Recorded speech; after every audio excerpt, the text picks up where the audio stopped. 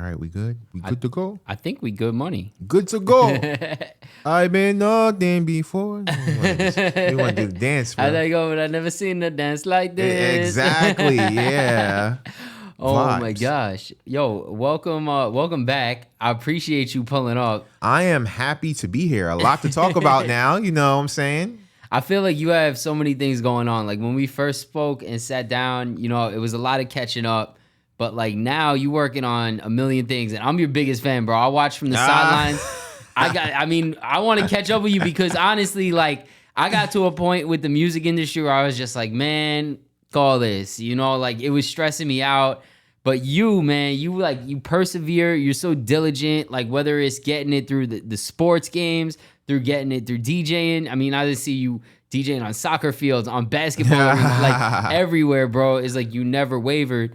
And I feel like, at Hot 97, you started dabbling into DJing through the street team, but to take it to the point where you you have the show on Dash, you do what you do at Holla, you do all these events, all these parties. I mean, I was excited to chop it up with you today because I don't know how you do it, bro. Where do you find the energy? Thank you, bro, first of all, for, having me, bringing me back, man. And you definitely have been a part of the journey, you know what I'm saying? Like, we're friends off this. We speak every day. We used to clean out closets together at Hot 97, pause. Facts. And just watching you and your resilience over the years make transitions to different areas, not only in entertainment, but to real estate, bro. Like, you not only inspire me, but I think you also inspire others because we see you constantly go. So it's like, okay, Mike is constantly going. Like, I get it. Like, there's more to the show. There's more that, we could do. So for me, it's like, I wish there was more time in the day. There are a lot of things as I continue to do this that I miss out on, but that's just a part of the game. Sometimes you have to be okay with missing out on certain things, and it sucks. But at the end of the day, if you put your dreams first and you take care of that, you could take care of everything else, and everything else will follow. Because if you don't put your dreams first, no matter what other people may ask of you, a girlfriend, a sibling, a friend, you're always going to have that type of resentment or anger that I'm not getting to what I need to. I'm giving you this, but it's taking away from this overall. Yeah. You know what I'm saying? Yeah, nah, you need to find that balance. I mean, it's tough, bro. Honestly, like, for me personally, I've always had a very hard time with figuring out how to like remove myself from myself and just look at it as like a brand, because like we're building brands. Like at the end of the day, no matter who's out here, if you're working in music, whether you're in front of the camera, behind the scenes, you kind of are like a character to some extent that you have to like represent certain things. You got to really play a game. Yeah. And I've always really struggled with that. Like when I was on radio, like I was never able to look at myself as like a radio host. I'm just like, I've always kind of just been like this guy who's a fan of music and like is trying to figure it out. And when you say like, if you have a dream, you got to work towards it, man. I think my dream in particular has always just been like the peace of mind and stability that comes with doing good business, whether it's good barber business, real estate business, radio business. And, I think to watch you do it where, getting in a Hot 97, I know you always wanted to work in music. You wanted to do radio. Now to have, a show and watch everything blossom, bro, along the way, just with learning to DJ. Like, I got to give you props right there off the rip. I never cared to learn to DJ because DJing wasn't my dream. Like, talking to people wasn't my dream. It was definitely a dream to inspire people, but the means to do that, whether, again, it's real estate or inspire people on, the music stuff or the barbering or any of it. It's like, it's really a lot to wrap your head around, man. And you have like 6 brands you're managing right now. Yeah, man. Like it's really crazy. Like overall, like I wanted to DJ like since I was like a baby. Like I watched my dad DJ, what I'm saying, in the house. He had turntables and everything like that. But as time goes on, life happens. Things happen in life. Parents split up. You move around. You go certain places. So you kind of maybe leave that first dream you have as a child in search to be an adult at a young age. And that's kind of like what I really struggled with, was trying to be an adult, trying to survive at a young age instead of just following my passion. Entertainment industry just happened by mistake. One day I just did not want to go to work. Right. I was just like, Well, where were you working? I was working at Sylvan Learning Center. Okay. And then I had other activities that I also did, and I was just on my Jeezy shit. Like, man, fuck this shit. I don't even want to go. Hopped on Facebook, and it was like, hey, there's this focus group at Def Jam, and I'm like, I always love music. And pulled up at Def Jam, did the focus group, and shout out to Jihan. She did the focus group out in Def Jam, and I think I went to like 2 of them, and she's like, yo, I think you would be a good intern here. And then I was like, oh, all right, like, cool. She was like, interns don't get paid. I was like, money's not an option. Like, I'm straight. Like, I don't need the bread. Like, just want to be around it or whatever the case is. And did the interview for Christine Moon at Def Jams when it was on 8th Avenue. And what's so crazy is I forgot my ID that day. So I didn't have my ID. So I'm like, fuck, like, I don't even think I'm going to be able to get into the building. I had a photocopy of my ID from my job. I went and got it. They let me through with the photo, the photo ID. I was good. I got up there. I did the interview with Christine. When I did, I felt it was good. But when she said, hey, when can you start? I was like, yeah, in a couple weeks. And then she had I was able to read quick that it was like, not no couple weeks situation. And I was like, yeah, but I could start tomorrow. She was like, okay, cool, great. Boom, pulled up the next day. Everything good. And then she's like, all right, so you have to take your school paper. I'm like, school paper? I'm like, I'm not in fucking school. You're not even in like, school. I'm not even in school. Like, I was kicked out of school. Like, what? So just to end up there, and from there end up at Hot 97, which was another thing by fate. Hot 97, I wasn't even supposed to be at Hot 97 at that point. I got laid off from working at the record label. I was seeing the politics early at a young age. I was just like, yo, like, this isn't for me. You know what I'm saying? When you grow up, urban communities, public housing, you in the streets, you see how people deal with certain things. So it's just like, I kind of felt like a lot of it was corny. Even though I was good at it, I felt a lot of people when I worked were so in my face like, hey, you're doing a good job. And then when I got laid off and were kind of told the reasons why I was selected, it was like, wow, like people were so it was a turn off for me. Went to unemployment. When you get unemployment, you have to go to the unemployment office. You got to check in. So how will you get your money? I went, checked in one day. I had the worst attitude in the world because I really didn't want to be there. I just wanted to collect the money. And the lady was like, you don't know, this could change your life. I said, all you guys are going to do is send me ads for interviews for Banana Republic. Yeah, all these random jobs. And I'm going to have to go through 12,000 interviews. 2 days later, I get an email, work at Hot 97, apply here. It's like, wow. What? Through the unemployment. I was like, what? Through unemployment, which mad people think that is crazy. Like, I don't even know how that happened. I took a shot at it and boom. Hot 97. Well, so let's bring it back real quick. In going to the label and even pursuing that, working at a record label doesn't necessarily have anything to do with DJing, unless you're going to be like an A&R that works with DJs at the, you know what I'm saying? Was that the goal? Because when did DJing become a factor? I mean, you said early on your dad DJ'd. Yeah. Was that just like, I'll take any job I could get in the music industry, or were you going to pursue something more on the business end? From working at Sylvan, we had somebody who was in charge of one of the Sylvan locations. His name was Topher Goodman. Topher, honestly, he changed my life and he introduced me to marketing. He broke down marketing. He showed me how to be good at marketing. And then from there, he was just like, yo, you're a natural. And people seen it at Sylvan, how good I was with marketing. So I really just was locked in on marketing. So when the situation came up at Def Jam, I was like, yo, I could do marketing here. Like, that's fine. That was the plan. And then that remained the plan when I got to Hot 97, because still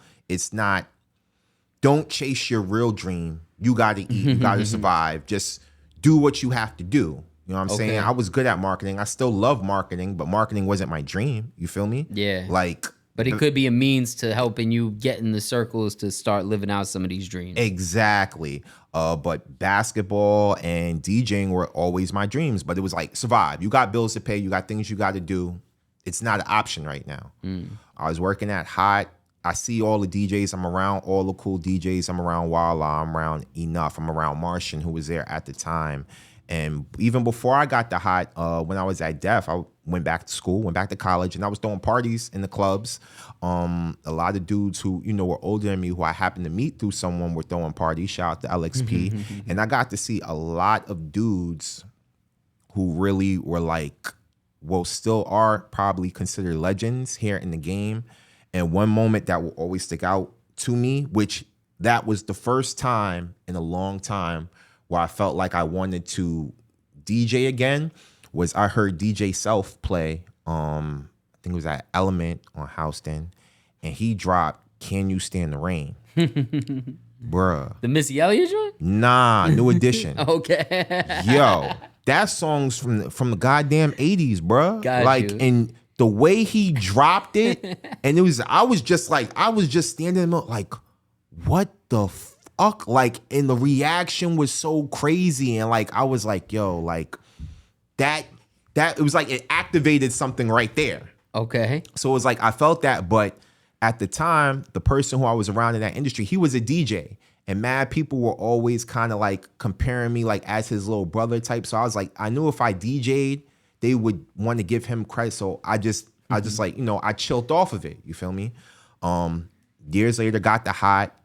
And while I was at hot, ended up getting into a car accident, sitting on my ass. I feel like too, not to cut you off, but when you were at Hot, like when we first started doing Street Team, I didn't even know you DJ'd. Like, were you keeping it low that you were DJing? I didn't DJ at all. You were just super low key about it. Yeah, nah, I didn't DJ at all. I didn't DJ until after the car accident. I got into a car accident in 2015. I started DJing in May 2017. Okay. So because I know you were playing ball before that. Yeah. Like I definitely knew you were passionate about ball. Yeah. So when the whole situation happened from the car accident, I'm sitting at home every day. I'm like, yo, what I'm gonna do? We're working at Hot. By this time, I think I'm maybe 2 or 3 years in Hot 97. You know what I'm saying? You see different things. You see the changes within the company. So it's like, all right, I got to make a play to figure out where am I going to go, you know, long term in life. What am I going to do, you know? I was just like, I always wanted to do DJing. I can't really do much right now. Let me figure out how to do this.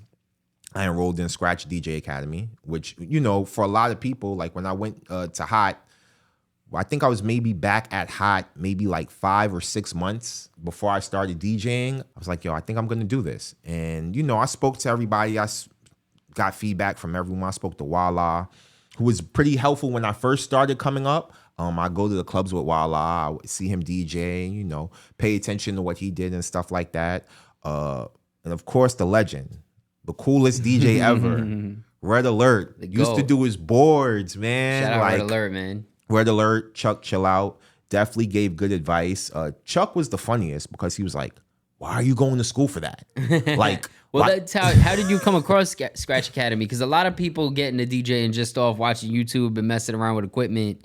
You being at Hot, you know, there was more than enough equipment to mess around with. Why go that extra step and enroll into the program?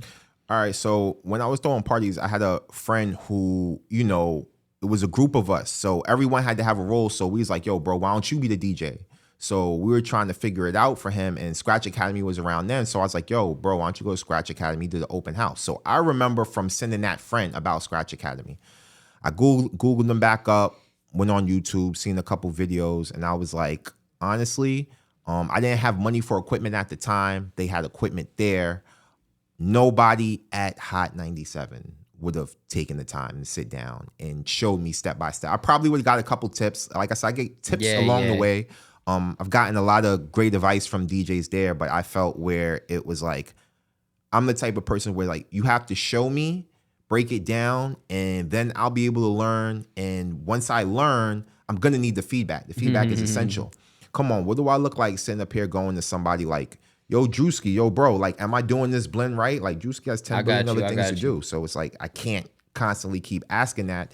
And a lot of DJs today, it's kind of hard for newer DJs to find mentors. Yeah. It's a conversation that they have every day. They feel like a lot of DJs are not, how can I say, aren't well managed or versed in dealing with DJ situations or just learning the culture. It's funny because like I'm learning through this experience in real estate. Like I brought a couple of guys into the office now that I'm like their mentor, but it's like very hard to focus full time on your job and mentoring because mentoring is a full-time job. And I think being a DJ, like Like everybody's always like, oh, okay, well, Rosenberg was your mentor, and to some extent, yes, 100%. But I think I learned more from him putting me on test to help him with his shows, as opposed to that like sit down and I'm going to show you how to do A through Z. And you definitely get from both, because now in the real estate game, like I have certain people that'll take time away from their day to sit down and show me A through Z, and you get a lot from it, but you also get a lot from just being out there and putting the time in. So, I mean, finding a mentor as a DJ, if you're a DJ out there, you're trying to get into it, it's very, very, very tough to find mentors that are going to sit down and spend that time. Yeah, man, it definitely is just hard to just find that right person. It's also not only finding the right person, it's finding the right person with good intentions. You know, like some people will sit up here and will mentor a up and coming DJ, and they just want the DJ to just drive them around everywhere and don't really honestly care about their growth, or won't put them in certain situations to help them grow as a DJ or give valuable advice. And anyone who's going to be a mentor DJ, you have to understand, like, you're the example, you're the bar that they're looking at. There's probably other DJs they look up to, but in you being the mentor, you have to really sit there and be like, hey, is this a role that I want to take on? And I feel at Scratch, it's like, yeah, they're getting paid for it. It's teachers, it's their jobs, you know what I'm saying? But it gave me a sense of community. You know, I always loved DJing, but seeing the community that I was getting at Scratch really let me know how important it was to have good people around you within the community of DJing. Just with anything, like I'm sure with real estate, it's all the community, it's all your tribe, it's all what you bring in, it's all what you're exposed to, which makes a difference and is crucial in your growth. Yeah, no, I definitely think like no matter where you're at, the support goes a long way. Like I done worked in barbershops where they didn't show me nothing, and then other shops where they cared more, like take this client, you know, do your thing. And I feel like when you have a good mentor, it's really priceless. Is you know, there's not many ways to come up just by yourself without any of that essential feedback. Yeah, man. Sometimes it's like, it's hard. Maybe you will not get a mentor, or maybe you graduate from having a mentor and it's the friends you keep around you that do the same job that you have. Yeah. Like I know how I have dudes who are like my real good friends and happen to be DJs too. DJ Decoded, who I met at Scratch. Jay, like that's my bro. I speak to him all the time.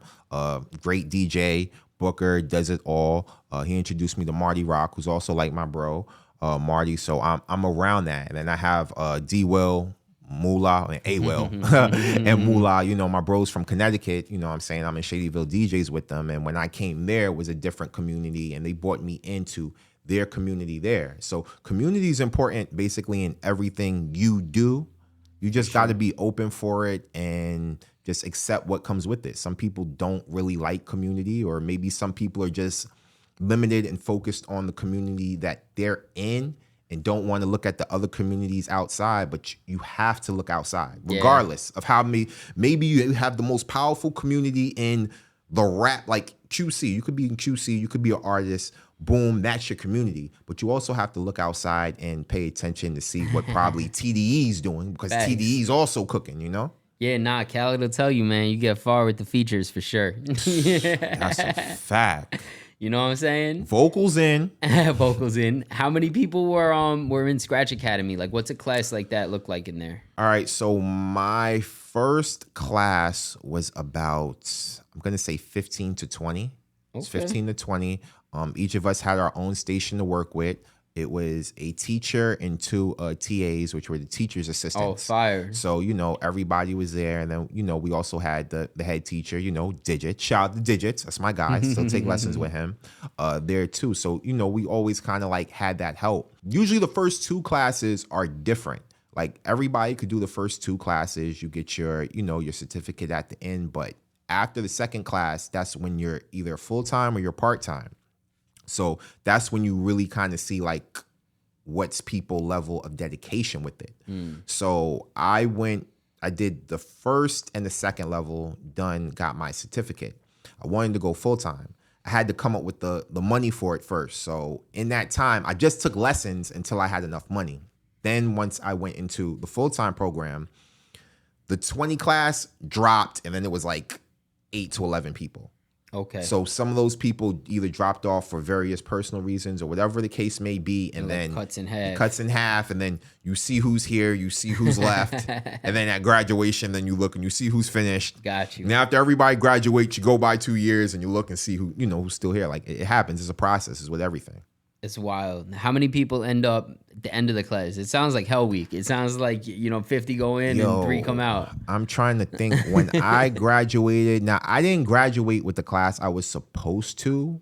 I ended up graduating later, and that's because I was working at Hot at the same time. Okay. So going there and being at Hot at the same time, it really was messing with my schedule. So I wasn't able to graduate on time with everybody else because I would have been out. But in the class that I did graduate with, shout out to the Scratch class of summer 2018. Whoop, whoop. 7 people. Okay. About 7 people graduated. Then we did our performance in front of everybody, and that was super crazy. Like that was just like nerve-wracking. Like I actually have recorded my class, the second class, my level 2 class final. We had to perform. I look at it and I cringe every time. Like I have the whole 10 minutes and I look at it and I'm like, yo, like why didn't anybody tell me like I was this bad? Like why you didn't tell me? Nah, but that's bad? how it's supposed to be, bro. When you first getting started, you're supposed to mess up a little bit. Like yeah, but sometimes people just gotta like tell you. I think probably like one of the only people that was like OD really with it was like my homie Cheers. Cheers was like, he's like not yet, bro. It was my guy Cheers, and of course. My manager, best friend, the Plug. Shout out to the Plug. Big up the Plug. Yeah, Plug was like, I don't know. Like when I told Plug, I was like, yo, like I want to DJ. I was like, you want to DJ? Like, are you serious? Like, it was just weird. Like the reaction, like from a lot of people, because it just came out of nowhere, but it was always there. I just didn't have the time or the real push to be like, fuck it, I'm all in. Yeah. When did you feel like things clicked? So really funny. Shout out to Adair and Scratch, the homie. Adair was the level before me, and like I watch Adair, and Adair got good so fast, and it was like, what the, like yo, I'm really sitting there like yo, like Adair got good super fast, and I'm like, I know I'm still a level behind, but it's like yo, I don't really feel like it was clicking. Like I felt like I was good, but also what messed me up is I don't have full hearing in my left ear. Okay. So it was just like learning how to blend records. Like they were teaching us how to blend records without using Serato and all that type of stuff. So it was kind of like getting hard. I'm going to say maybe like 6 or 7 months in, I have a project. If you listen to it, I'm trying to think the correct name. It was Bay Mix 1. I did Bay Mix 1. When you listen to the last part, after the very last skit I play on it, you hear a dramatic change in how I DJ and how I blend and how I transition in the songs. Once I did that, I was like, yo, I think I got it. Like I was in the studio at Hot, you know what I'm saying? Because I literally would wait for everybody to leave Hot as far as I could buy equipment, go in the equipment room, take the equipment out, practice. Yeah, you feel me? that's it. Or go in the back room where they did have one, go in there and practice. And I'm practicing. I was putting the mix together. Yo, for me to put together a mix back then would literally take me 5 to 6 hours. Wow. Like it was like really annoying. Like I remember I did a website and I had friends who was DJs and I'm like, hey, could you submit a mix? So as I'm going through, I said, damn, I guess this is why nobody wanted to submit a mix, because it takes fucking hours. Yeah, nah, it takes a long time, man. I was like, yo, this really takes a long time. And I was sitting there. So when I finally finished and I listened to the last part, I went back. I was like, yo, I think I got it. You feel me? And then, I had advice during the way. So it was just taking the advice, putting the practice in, and then realizing like, okay, I think I could actually, go with it. Like a couple people, said I was good kind of early, but I was just like, it was like, now that I look back, it was like, oh my God. Well, you gotta feel I it. don't really know. Like, it's like working out, man. Like anybody could go and pick up a weight, but not everybody has the right form. And I think sometimes people are just too quick to get to it and then they get injured in the club. You know what I'm saying? Where it's like, if you get to it and you know that your form's right, that everything is smooth, that 5-hour mix cuts down to literally the 1 hour that the show's gonna be. Yeah, man. It's just certain moments that you go through in any career you do. Like when I went through that moment, and that was before I graduated, that's when I felt like, I said, I could do this. Like I feel like I could do this. I feel I could grow on this. Okay, cool. All right, we here. You know what I'm saying? You had some good practice too, like doing the street team events. There was a time where we went from just bringing an iPod and the speakers to like actually bringing the crate out because now we knew what we was doing with it. Yeah, man. Quick shout out to Jess, who was my boss at the time when I made that transition to DJ. I went in there, I spoke to her. I said, can I DJ more at these events? You know what I'm saying? She was cool. And anytime there was an op, I was able to DJ, and then DJs on team. Shout out to my bro Vera. I still speak to Vera. Vera was there, gave me some good advice. Chenzo was good, you know what I'm saying? So it was cool to have those things around, to be able to have those things right there in front of you. Like, okay, I could go practice when everybody leaves, or I could sit and I could watch Wala do his show in the booth and see a mix show or whatever. Like literally, like Wala was showing me the sheet and how to use the sheet and the A records and the B records and the C records. And then boom, I got my shot. And when I got my shot, I was like, you know what I'm saying? And when I got that shot to be on air, one of the best advice I actually got was from Camelo. Very funny. Of course. He said, what time you want? I gave him the time, and he said, hey, at this time, you got to remember. So before really speaking to him, I really didn't know there was certain gears that a DJ had to DJ at, like at certain times of the day. Like you really wouldn't know that. Like, why are you going hard at 6 a.m. in the morning? Like, you know what I'm saying? Like, why play somewhere at 6 and you're playing super crazy? Or why is it 5 in the afternoon and you're just playing 30 R&B records? You know? So it's stuff like that you have to become alert to. You got to think of like the audience and who's listening when. It's interesting because, like I said, I'm not like a DJ. Like I could DJ, I could mess around. I got my little 1200s. Like I could mess around, but I don't feel sturdy at a party by any means. Yeah. But it's different when you learn how the equipment works, because even just knowing the basics, I look at DJs a whole different way. Like when I go to an event, my ear is definitely more inclined to like hearing what's happening on the equipment. If I was in radio, like watching somebody like Slay play off CDs with no Serato, like that was just crazy to me. Where if you don't DJ, you really don't notice the difference between somebody playing on or off Serato. But like when you're in a club and you see somebody do something crazy and you're like, damn, they're really getting it up right now. Like it's a different experience once you start learning like how that behind the scenes technique is. You know what I mean? Yeah, man. And I just want to let people know, honestly, there is something called DJ ears. Like it's a real thing. And sure. I think mine's developed over time because there are a lot of DJs who I booked, when I was in college, a lot of DJs that I've heard across the way. And now that I have a set of DJ ears and I hear things a whole lot better and I figure things out, a lot of them weren't as good as I may have thought. And I'm like, man, I really thought such and such was nice. And it was like, damn, it's like finding out that Superman is really Clark Kent. Yeah. Damn, like, oh man, or Santa Claus isn't real. You're like, that's the better one. Santa Claus isn't real. But it's like, man, like it really makes a difference. Like DJ ears is really a thing. Like how we are able to hear things more different than the average party goer that goes to a party. For sure. With DJing, getting into like the show aspect of it, what was that about? Because I know being at Hot 97, was the goal to have a show, or was the goal to be in the clubs, or like there's a lot of different things you could take on as a DJ, whether it's doing what, we seen a couple of people do with the shows. I seen was Relly Rel on Wendy Williams and No, it was Fat Fingers and Booth. Okay, Booth was on Wendy. Relly Rel was on 106 in Park, if I'm not mistaken. Yeah, Relly, Chow, Walla, Bobby, all of them got to do that. So there's a lot of different places that you could end up DJing, and a lot of different rooms, genres. What was it for you? Was it always trying to do a show, or did you want to do the clubs? Were you trying to go tour in Europe?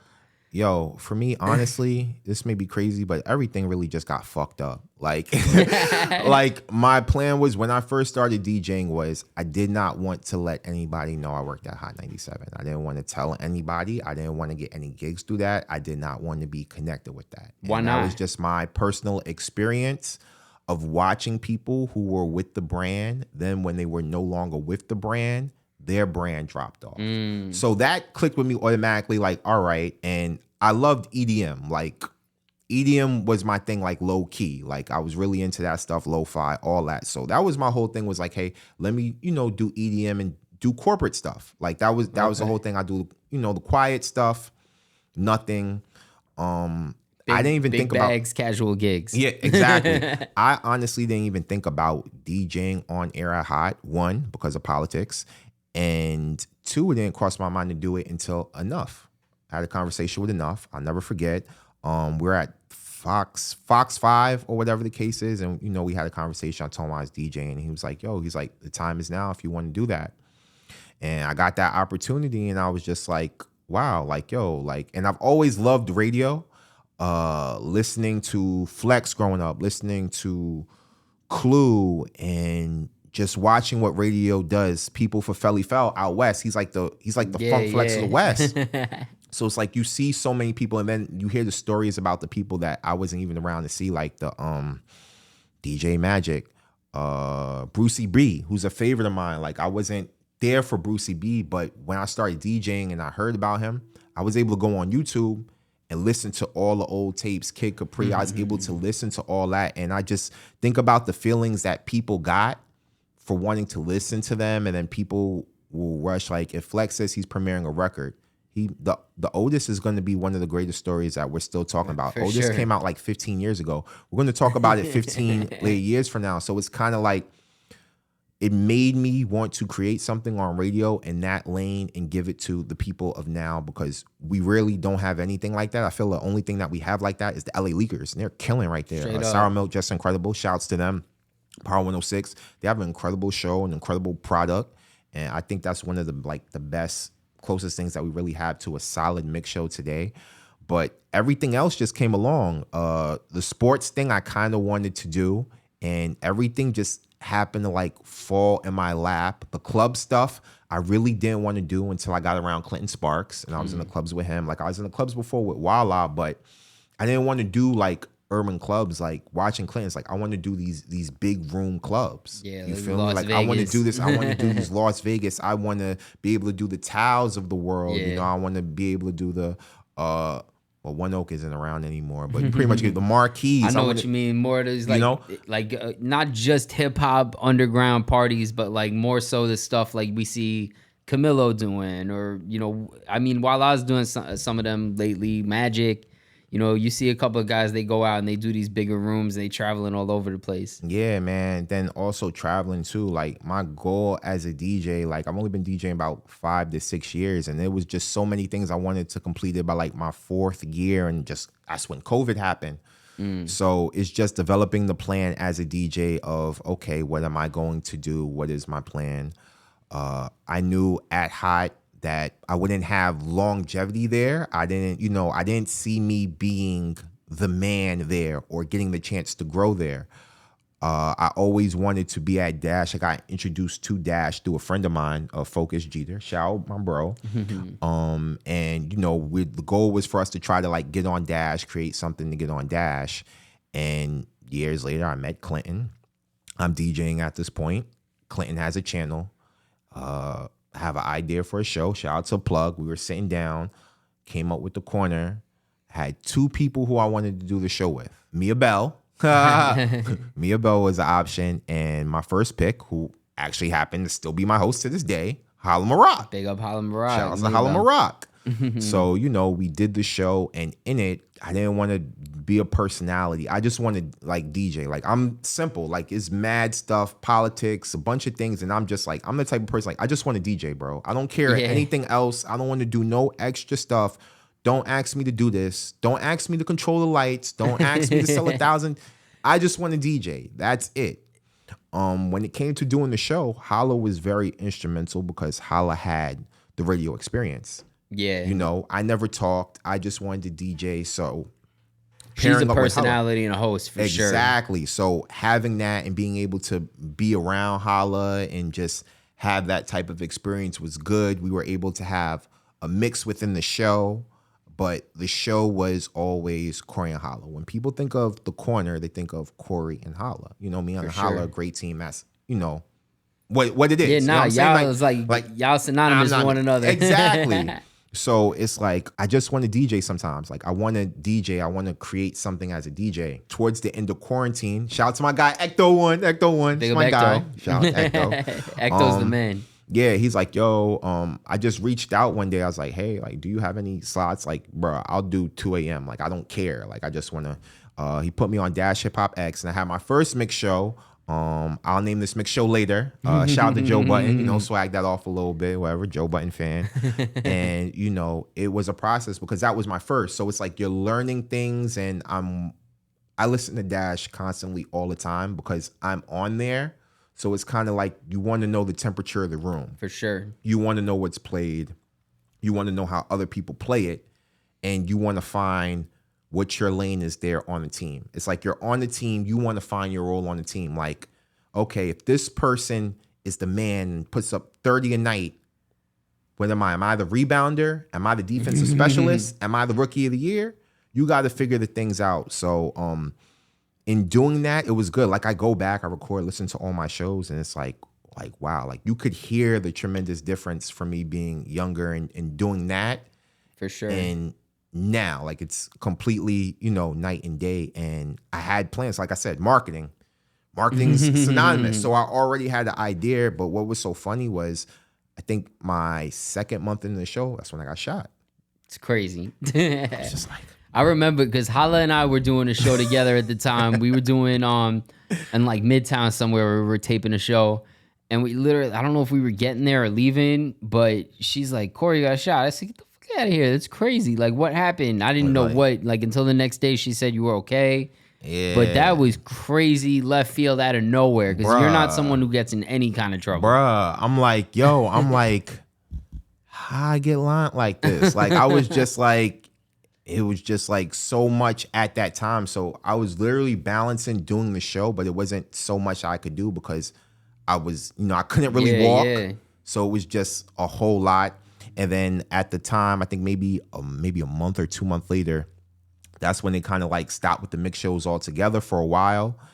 And I just worked on me a Holla show, did the WNBA, NCAA, got to do March Madness, Elite 8, WNBA final. Like I'm doing good stuff within the sports world, especially basketball. And it was just like dope. Shout out to my guy Kip who brought me into the Connecticut Sun at the time, which just happened to be off LinkedIn. That's why you have to use LinkedIn. It's beautiful. LinkedIn's definitely a major key, man. People sleep on it. That's for real. For what you were saying about Dash, I do think it's interesting because I love Dash and like what's happening over there so much because it's very different than traditional radio. Not only is there the explicit button and the clean button, but there's also like, in general radio, I'll call it like AM, FM, more FM is what I'm familiar with, obviously. There's like a list where every DJ kind of has to stick to like a station's format, right? Mm-hmm. You can't go too far left, too far right, maybe a little bit in like the minutes that tick over, but like ultimately it's hard to have an identity when you're playing off that format. With Dash, you could be listening to like a hip hop show 1 minute, a pop show the next minute, like it is very like DJs can have identities on there, which I think is dope. Yeah. And something else that I learned over time too, especially, with getting the sheet from seeing that at Hot, there's a way that you could kind of find your identity, but it's going to take time when using a station's list. Like the list comes for so many reasons. One, it comes for protection for payola, because there's a lot of people out here who still take payola. Like it's a thing. I honestly don't think it's going to go away being here this long and seeing it. I'm pretty sure FCC probably gets bags under the door. Yo, let this slide. You feel me? Yo, I was thinking that today. Like, what is their job? Because you know what I'm saying? Like, and I understand the payola thing. Like, a lot of DJs don't get paid. You know what I'm saying? Yeah, like, people can grind and they make no money. So there's definitely an incentive there to take whatever money you could get. But at the same time, it's not enforced even slightly. Like, what is that? Yeah, man. Like, it's just really crazy with that. And having that sheet is tough. Like, at Dash, at one point, we didn't have the sheet. Then they gave us the sheet. So when I got the sheet there, I was like, we got the sheet now? Like, man, like, I felt like I was on Hot all over again. But it's just, how do you play with it? How do you know which records are important to play? How do you know how to get your own flavor in? There could be 4 songs that are A songs. You don't have to play the exact formula of the song. You can play a remix version of the song, you know? So there's flexibility. There's flexibility. And I also think it's like that with a lot of stations that DJs could play remixes. But something that I also notice about a lot of DJs and just being over time, sometimes DJs are overpaid on radio. Some DJs don't get paid for doing a mix show. Some DJs don't get paid enough for doing a mix show.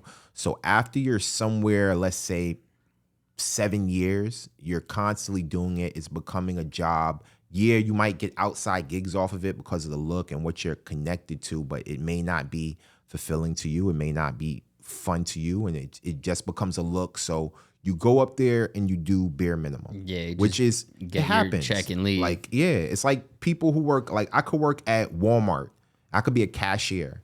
I'm gonna do my job. I'm gonna leave. I don't have any intentions of doing things at a greater level than what it is. But there are always people who see things different. You know how I say you could look at the glass like half full, half empty, whatever that saying is, and somebody look at it completely different, and then turn it around and could become one of the top 5 greatest cashiers in Walmart. And you're like, yo, like this motherfucker's going too hard. Like what? Like now they're getting awards for being a cashier. Like I didn't know any of this shit existed. It's like so funny. It's whatever you take with it. I've watched the transitions with mix shows as well. Like a lot of people do not listen to radio as much often, and it's also kind of hard. Sirius is often behind a paywall, so a lot of people don't want to pay that money. Yeah. With Dash, there are no monthly subscriptions of $9.99 that come out your bank account. Shameless plug. You can tune in for free, Tune man. in for free. There's some people that just don't want to hear the same 5 songs every week. It's just so many different things that you have to figure out how to find one's preference, and you have to care to find someone's preference. For sure. No, you got to find like your identity in these different mixes too. Cause you know, there's days where I'm like, I'm more of a morning show guy. There's days where I'm like, you know, a late night show guy. It really, you never know what kind of mood you're going to be in. So it's nice when you could see like, okay, well, I mess with this person and the vibes that they putting out, as opposed to just like go to Spotify and it's just like, all right, I'm trying to figure out what songs, what. And then there's another like, I don't know. I was struggling with it today, bro. Honestly, I went on Spotify today. I was like, what am I going to listen to? Should I listen to podcasts, this and that? And I was like, it's almost 1 o'clock. And I tuned on your show. And I listened to the clean version for like 20 minutes. And I was like, where Cory at? He not doing talk breaks? I know he don't like to host, but like, damn, Cory. And then I switched it over to the explicit. You popped on. You was giving out lunch money. You was like running it up. You know what I'm saying? Yeah, man. Like just overall, the whole basis for DJs, it's like you said earlier in the show, it's finding your pocket, finding what you're good at, and staying there, but also not being a stranger to other things. Like, sure, I am not Latin. I am not Spanish. Do I like Spanish girls and women? Yes. Do I like Taco Bell? Absolutely. But I could play Latin music. I could do that. You know what I'm saying? As a DJ, I make sure that I'm seasoned in certain things. Like you could ask me to go do a club. I'll go do the club, and then I could turn around and go do Macy's on 34th Street the next day. Go from the Latin music to the Taylor Swift real quick. Exactly. It's like you got to find that type of versatility within the music, you know, and certain people just do not know how to do that. It's definitely a skill set that you have to have. And when it just came down to me wanting to do this show, like when I'll Name This Mix show stopped, it was like, I had a book, like I said, marketing. I write down shit. I write down stuff. I have books. I have plans, everything. Like mixes, I'm like, you would swear I've been to jail the way I have mixes like just lined up. I'm just very meticulous like that. I had ideas for I'll Name This Mix show later. So when Ecto said, hey, you're going to be back, boom. I thought I was going to get my original time slot at 7 p.m. I'm like, okay. So all my marketing was focused on being at 7 p.m. Is that as like important with Dash? Because, you know, obviously listening here in New York, listening in Cali, 7 p.m. here is like 4 p.m. there. You know, people can listen to Dash anywhere. Yeah, that's definitely true. Like you could literally listen everywhere, and that's what I like about that. But timing in radio is still important. I don't care what does it make it harder? Like if you have a show at 1 o'clock, you're playing like an afternoon show for some people, you're playing a morning show for other people. Bruh. So I'm about to get to that. I mean, right you had now. the variety. I was listening today, bro. You definitely have the variety. I was like, he said, all right, you're on that 1. So I'm like, damn, I'm like, 1 is kind of hard. I plan to be on that 7. So now I'm sitting here like, all right, how I'm gonna get people to listen to me at 1? You know what I'm saying? First thing that I did, this is marketing tips Or 10 a.m. on the West Coast. Or 10 a.m. on the West Coast. First thing I did was go look at who was on at what market. Okay. You feel me? I maybe spent like maybe 2 weeks listening to each person and seeing, what goes on there. I noticed at High 97, from 1 to 2, they don't have anybody mix. Enough Drewski, they don't come on, they don't mix till 2. Power 105, Will is on. Will's not DJing at that time. So it's kind of like a clear lane right here in New York. When you look out in LA at 10, the morning shows don't have anyone in the mix really at that time. They're just kind of like getting off. Yeah. So it's like, okay, I see what to do there. And then I see where there's not music played. Not music played, where there's not a show or a mixture or something going on. I look to see what music is being played at that time. And then I just survey what around me, what's hot in the club, what's being talked about between DJs, and I just try to sprinkle it all in, because honestly, people don't pay attention to mix shows anymore because we have playlists. Like, playlist is super easy. You can go on Audio Mac, you can go on Spotify, you can go on Apple, you can listen to a playlist. Like, anyone can make a playlist. Like, you feel me? The thing with the playlist though, bro, there's not everything on Spotify. Like, at least me, I listen to a lot of new music, like a lot of up and coming. You can't find everything on Spotify. Yeah, you really that's can't. The thing. The same thing with SoundCloud. Like, SoundCloud, they can make dope playlists, but then it's like they may not have those major records that everybody knows. The remixes, like none of that. Like you could listen to albums for days on Spotify. Mixtapes, not so much. Exactly. So it's like each platform has what it's really good at, but it's like now payolas also affected playlists. You feel me? It's not only affecting radio, it's affecting crazy. playlists. Like, and there's no regulation there. There's no regulation there. Like, there's people running up, going to platforms like, boom, yo, put my shit on your playlist right there. Boom.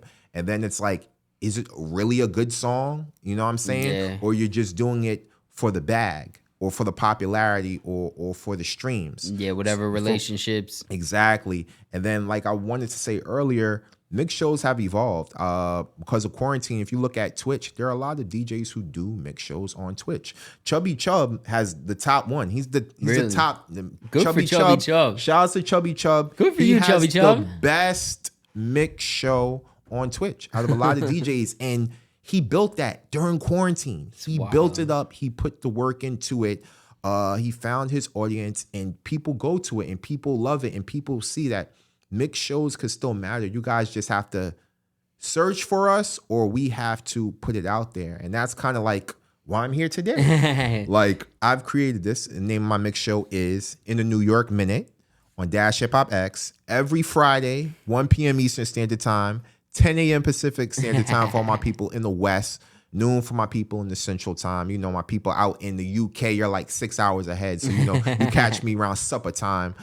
And it is just finding that pocket for people to want to listen to you on radio. So within the New York Minute, my whole idea was just taking my New York flair and playing all the hits that people want. Like Dash Hip Hop X is today's biggest hits. So I'm getting those in. I try to find at least 1 or 2 indie or unsigned artists to help and, give them the exposure, because it's hard for these artists. Everybody wants $1. Like, I'm not pressed over no dollar. I'm not pressed over your money. If I could put your record on and people are listening to you and we have that respect and we build that bond or whatever the case is where it's cool, that's going to help me in the long term versus you giving me a couple dollars where I could later get shut down off the line where they found out that, hey, I took this money. You know what I'm saying? Well, even on the flip side, you know what I noticed with the people that give money? It might work the first time because the record that they give them the money with is good, but when they come back with the next record and it's not as good of a record, and they like, the money's not good now, it ends up in a lot of conflict. Yeah. Like, I done seen a lot of DJs get jammed up because the artist is like, well, I paid them and I didn't get what I expected. It's like, there shouldn't be Like, it shouldn't be transactional. It should really be because the support's there and it's just organic. How do you go about finding the songs for your show? Because, I mean, we just talked a little bit about like the playlisting and the Spotify, but it's a full-time job digging for records, even for an hour-long show. Shoot. All right. So basically, my process from when I come to putting together in the New York Minute is, like I say, I listen to all the other mix shows on Dash. I listen to Entice when he's on. I listen to Heat when he's on. I listen to Violator DJs when they're on.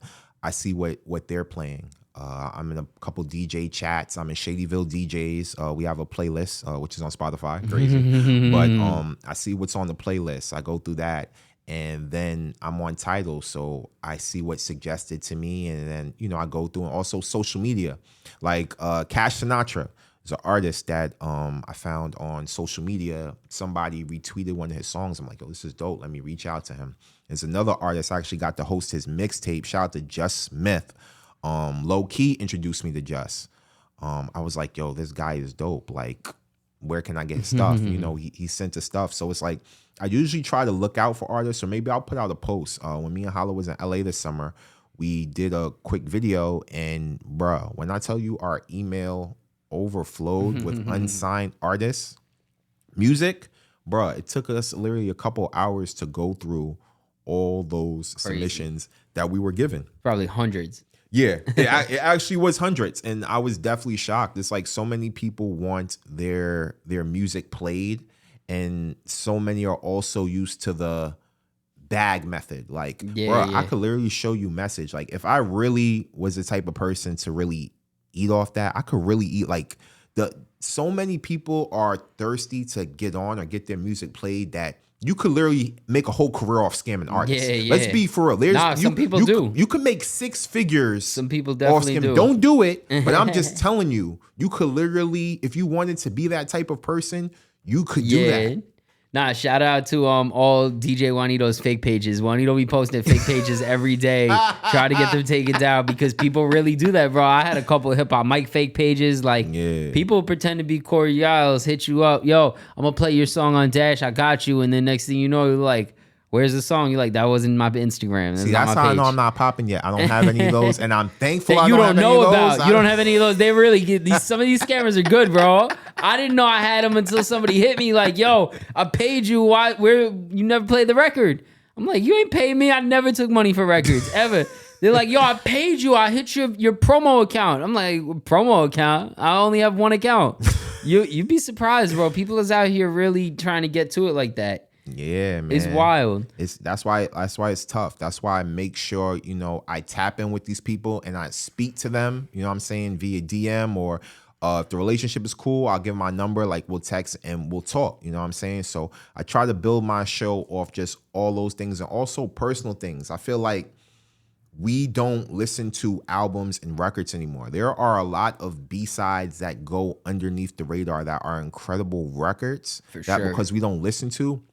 They don't play. It's like wild. Yep. And that's why I try to get the B-sides in on my show. And it's also, I try to get the throwbacks. And what's so crazy with the throwbacks is, like, I know I cater to like a wide audience. Like, I've had people who are in college be like, yo, dog, like, I wasn't alive when this Lil Wayne shit came out, but you made it hit. Like, a lot of people have told me, like, the show's only been around a couple of weeks, that I find the medium between everything in the now that's popping, and then sprinkling some throwbacks and give the indies some love and my own New York swag on it. And that's the goal. Like I said, bruh, like, I've seen Clue, I've seen Flex do it. I've been able to listen to old Brucey B tapes, and it's just a type of feeling that I want to cultivate, and I want people to feel comfortable to, like, listen to me and grow with me, because the show's only going to grow. I'm going to do a bunch of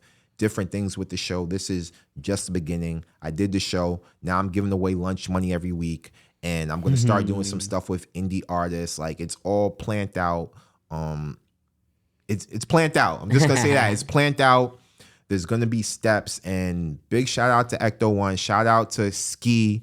Shout out to John Ski. Shout out to just everybody over, at Dash for allowing me to have a platform to grow in a New York minute. Because you're gonna see a lot of stuff. Like some stuff I cannot talk about right now, but it's definitely, a lot planned. I want people to be like, yo, it's 1 p.m. I'm at my office, but yo, I'm gonna put Cory on in the headphones because he captures the vibe. Sure. I want somebody to tell me they got fired from work for twerking during my show. Like, yo, Cory said have a twerk break, so I went crazy. Man. Like, I, you know what I'm saying? Like, and what's fun too is like, we grew up on Hot 97, you know what I'm saying? Grew up on Power 105. Having people hit me up saying, hey, thank you for introducing me to this Dash Radio app. Like, I'm going to tune into your show, but there's so many other channels. Like, that's rewarding, introducing people to something versus Hot. We feel like, yo, like it's been there. Like we know like it's a staple. It's nothing really refreshing about introducing somebody to that because it's like it's been there. The legacy's being there. The Dash legacy is growing. It's continued to being built. So when you're exposing people to something new, it's dope. You feel me? Like building is amazing. Yeah, facts. I mean, I think the same way that we kind of ran to the radio at noon to listen to C, it's like that's a fact. This next generation, they need more of that. And, a lot of people run to certain Instagram pages and certain feeds and things that's not healthy, just to get their fix of dopamine for the day. So I think the more people that discover Dash, they find their communities, they find their DJs that are going to put them on the new music so they could put their people on the new music. It's just going to be something that blossoms for the years to come.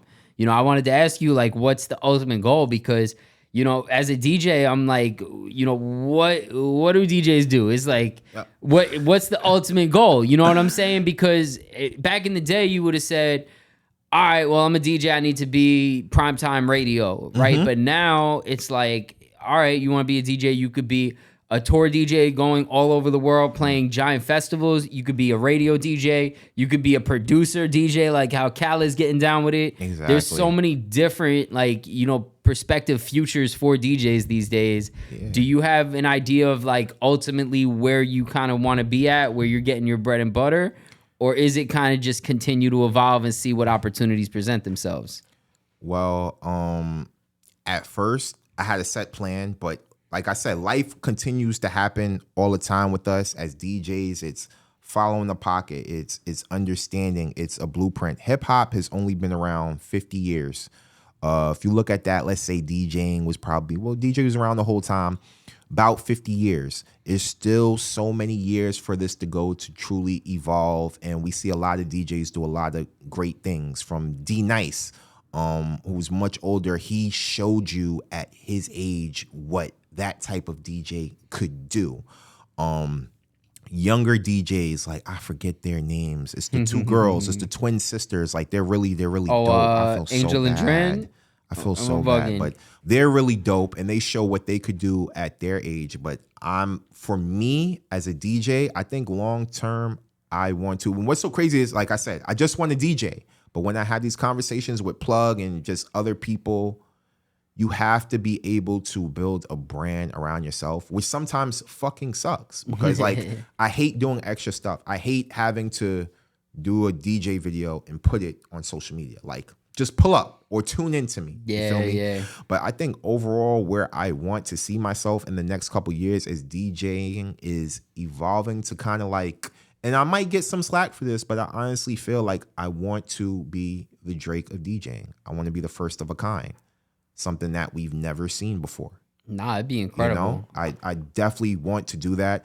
I know with that, I'm going to probably have to, like, show my personality and stuff a little more because I'm a very private person. But still, at the end of the day, I just want to do something special where other DJs could be like, okay, we seen him do that. I feel comfortable doing that. I want to do that. For like sure. A lot of people tell people, hey, don't look at such and such. Don't see how such and such is doing.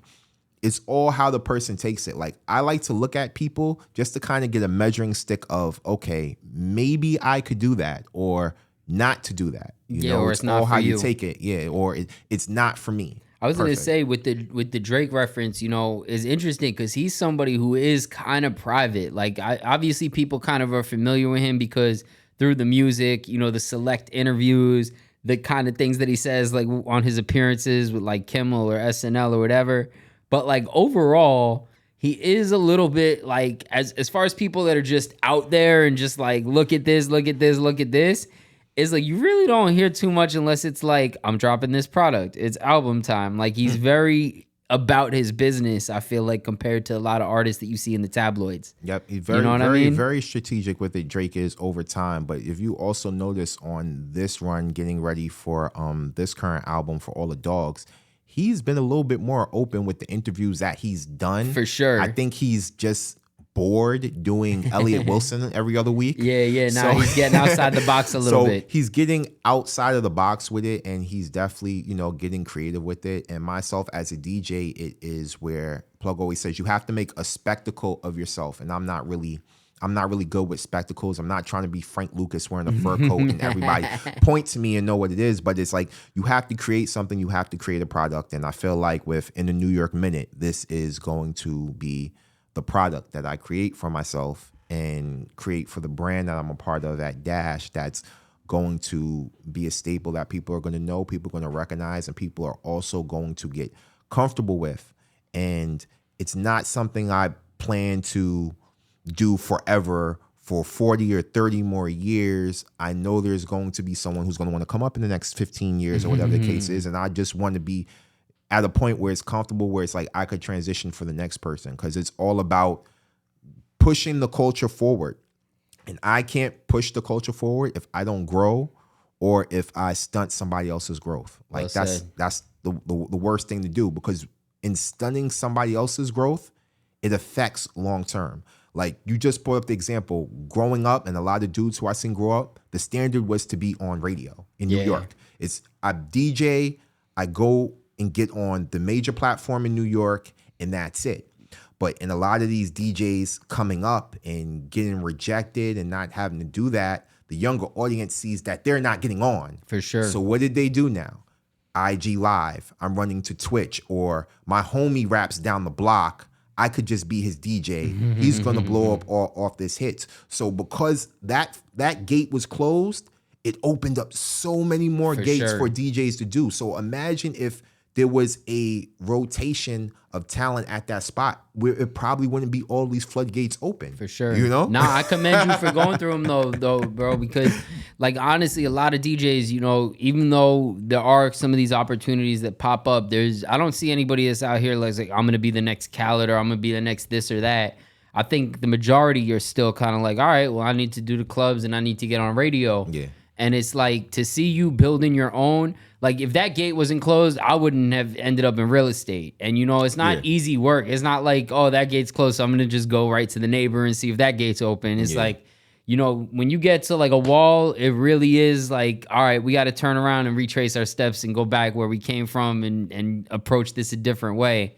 And like to see that you're grinding it out, that you creating your own platforms, that you're trying different things.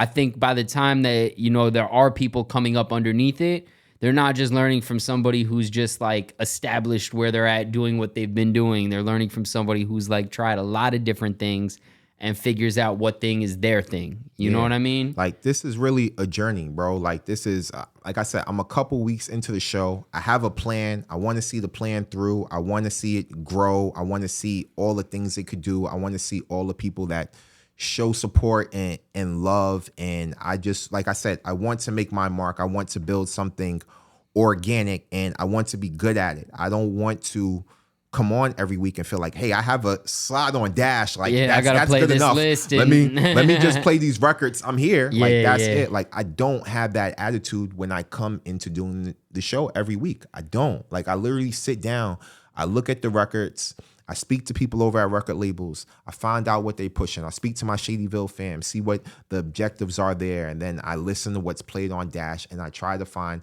the common ground and put something out that people are comfortable listening to, which is tough, which is hard to do. Some people will be like, oh, that mumble rap is trash. That mumble rap is garbage. Yeah. But I try to take the mumble rap, sprinkle you with a little Biggie, where you're comfortable and you could go back and be like, you know what?